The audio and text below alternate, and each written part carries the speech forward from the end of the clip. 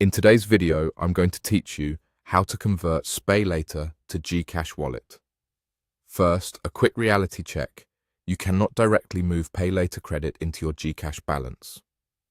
PayLater is a credit line designed strictly for purchases on Lazada, so there's no official button or transfer path from PayLater to GCash. That said, there is a safe, indirect workaround that many people use, and I'll guide you through it clearly so you know exactly what to expect.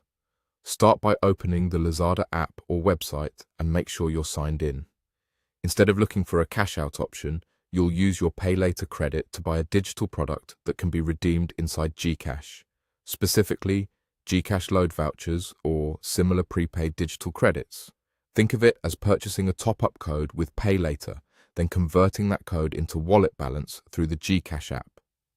Search for GCash load vouchers on Lazada, review the listing carefully, and make sure the seller looks legitimate and well-rated. Check the denomination, any service fees, and the delivery method.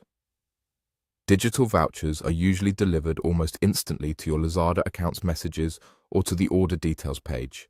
At checkout, choose PayLater as your payment method and confirm the purchase.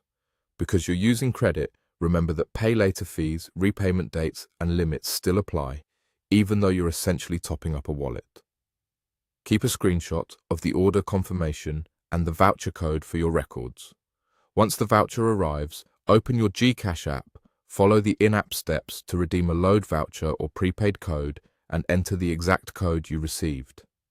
After you confirm, your GCash wallet should reflect the added balance. If it doesn't appear immediately, give it a few minutes and double-check the code and your transaction history.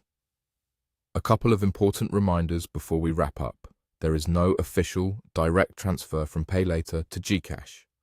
Anyone promising instant conversion or asking for your login, OTP, or personal details is almost certainly running a scam.